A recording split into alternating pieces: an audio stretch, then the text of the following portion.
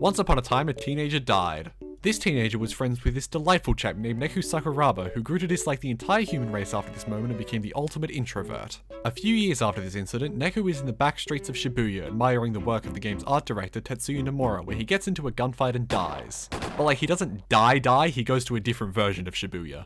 Welcome to the Underground, home of the Reapers game. Here are the rules. You need to die to play, you also need to have something you can't afford to lose so it can be taken from you can't do shit without a second player, go on a shopping spree every 5 steps to buy the weirdest clothes you'll ever see, and survive until the end of the week, at which point you will be able to exit the game, a statement that has an asterisk the size of the moon next to it. The game takes place in an alternate version of Shibuya called the Underground. It exists in a parallel plane of existence from the normal Shibuya called the Real Ground. It is the home of beings called Noise and Reapers. The RG is visible from the UG, and residents of the UG can see into and interact with the RG to a certain degree. But residents of the RG cannot do the same with the UG.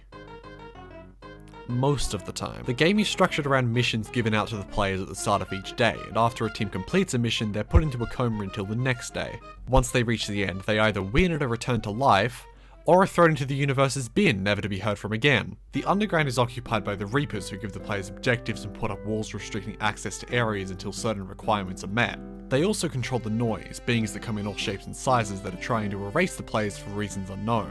The Reapers also have a group of commanding officers who give orders to the Reapers, and are generally more powerful as well. The leader of these officers is the Conductor, a Reaper who not only has a much higher power level compared to the commanding officers, but is also able to create new Reapers and give the role of Game Master to the commanding officers. The producer outranks the Conductor and is the only entity who can directly interact with the composer without the composer concealing his identity. He can travel between all planes of existence and is incredibly strong.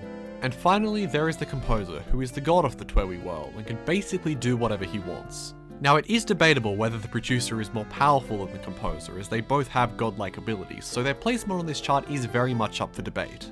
But their purpose is ultimately to oversee the Reapers game. Neku is put into the game with a bad case of the Forgetsies, as his price to enter the game was his memories. After running away from some killer frogs, he encounters Shiki and they form a pact so they can get to 10-4 to complete their first mission. Forming a pact also lets them defeat the Noise. They can also read people's minds with the power of the player pin, which they can use to gather information or find out where the bodies were hidden. Throughout their first week, Neku and Shiki beat up a statue, help a rock band turn the lights back on with the power of memes, walk down the street, beat up the distrust of 2 friends, thank their sponsors, raid Shadow Legends, and beat up a giant goat man. Shiki also talks about her inferiority complex, and Neku goes from, "Oh my fucking god, I can't believe she's stalking me," to, "I will defend this lady with my life." They also encounter this man throughout the week, Sanae Hanakoma. Hanakoma knows a lot about the details behind the game, but doesn't specifically state how he has that knowledge. But he's so likable it's impossible to find him obnoxious because of his ambiguity. Unlike some other characters in the game. At the end of the week, Funky Dracula shows up alongside another player, Beat. Drax says that only one player can qualify to return to life because that's how the game works now, I guess. Deal with it. Shiki returns to life, and Neku and Beat are given the chance to play the game again or to join the Reapers. Beat joins the Reapers, and Neku says that he wants to play the game again. Dracula returns his memories, but not all of them because of course he doesn't, and says that his price for the second game will be Shiki, which Neku is like, no! Neku is put into the game with a bad case of, well fuck, now I have to do all of that again! Not long after starting, he forms a pact with Joshua, the most insufferable character to ever be put into a video game. They go to 10-4 to complete their mission and meet our Lord and Savior, Sho Minamimoto, who steals the show every second he's on screen and makes the second week possible to experience without making you want to throw your Joy-Con out the window because of Mr. Ambiguity's bullshit. Throughout their second week, Neku and Joshua play Beyblades, eat ramen, and spend the rest of the week doing fuck all because Minamimoto was too busy drawing circles to send an email. During this time, Neku tries reading Joshua's mind and learns that he was the one who killed Neku. Beat also shows up from time to time and trolls the players by showing them his Tony Hawk Pro Skater skills. As the week goes on, Joshua reveals that he exists in both the RG and the UG, and that he wants to jack Shibuya. Upon hearing this, Neku asks, what the fuck? In truth, Joshua wants to find a location called the Shibuya River because it's where he believes the composer is hiding. They find it near the end of the week, but are interrupted by the 7th day suddenly starting. The week ends with the players chasing Minamimoto to the top of a building, where it is revealed that it was actually Minamimoto who shot Neku. They fight and the players come out victorious. Joshua mocks Minamimoto for his failure, while Minamimoto calmly tells the players the first 158 numbers of pi before blowing up. Joshua pushes Neku off a building to safety, yes, safety, and Neku wakes up to encounter Funky Dracula once again. Drac then says that he's going to erase Neku before quickly saying psych and forcefully entering him in the game again. This time the entry fee is both Shiki and all the other participants of the game, making Neku the only player. Neku is put into the game with a bad case of he's fucked, and is quickly confronted by Reapers and erased. Game over. Tell me who you are and who you were. Say, how much have you been paid? Okay, he doesn't actually get erased. Beat leaves the Reapers out of nowhere and teams up with Neku, becoming his partner for the third game. So Neku is like, why the fuck did you do that? You were on the winning team! And Beat's like, well man, I owed you.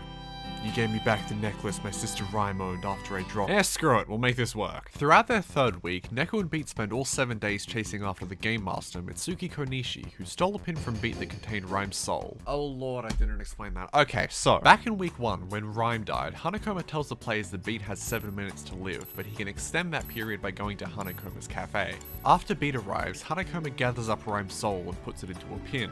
How was he able to do that? Well, it's a spoiler, but anyway. While being chased, Konishi sends in other Reapers to troll the players, and in between dealing with them, Beat talks about his relationship with Rhyme in their past and how he caused her death. And Neku actually helps him out for once. Great job, my guy. Minamimoto also returns from being exploded, this time in a new form, and is trying to look for and defeat the composer to take his position. The week ends with the players and Reapers fighting their way to the Shibuya River. After some shifting allegiances and a few short battles, Neku and Beat reach the Reapers' base of operations. And Shiki is there too. Together they fight Funky Dracula a few times, each way he has a different form, before finally defeating him. And also Joshua is there too. What the heck is going on here? Once Dracula has been erased, Joshua quickly erases Shiki and Beat before handing Neku a gun. He reveals that he is the composer and that he made a deal with Dracula about the prolonged existence of Shibuya. Neku was put into the game by Joshua to fight Dracula in Joshua's place, and the only reason he partnered with Neku was to set him on the path to doing so. Not entirely sure if that was the best move, buddy. He says that if Neku can shoot him, he'll let Shibuya continue to exist, but if Neku gets shot first, Joshua will flush Shibuya down the toilet. Joshua, however, shoots first, but just before throwing Shibuya in the bin along with all the other players, he quickly says psych and empties the entire bin and brings everyone back. And then the credits roll. What? So, that was anticlimactic, but since this is a JRPG, we have some post-game content to discuss. Hooray! After beating the game, you unlock the chapter select, and more importantly, the secret reports. These are documents created by the angel Hanakoma, and they highlight some of the inner workings of the Toei universe. Now, I'm not going to go through all 22 reports because that would take a very long time, so I'm going to give a dot point list of the most important ones. Okay, so we have Hanakoma's identity as an angel, his role as the producer, and the rules he needs to follow while moderating the game. Details surrounding soul, imagination, and the requirements for reincarnation. The changes made to the game resulted from the composer's absence. Details surrounding the composer's abilities. The purpose of the Reapers game. Details surrounding the noise, where they come from, and the effect that they have on humans. Joshua's reason for partnering with Neku. Details surrounding taboo noise and how Minamimoto discovered how to create them. The creation of the Raid Shadow Legends pins. Joshua's fate after week 2, day 7, which I will get back to in a bit. And further details surrounding Shibuya's preservation. There's also another day, which takes place in an alternate universe where everyone plays Beyblades. Joshua goes to this world after the end of week 2 to wait until Neku has completed his final game in the main universe.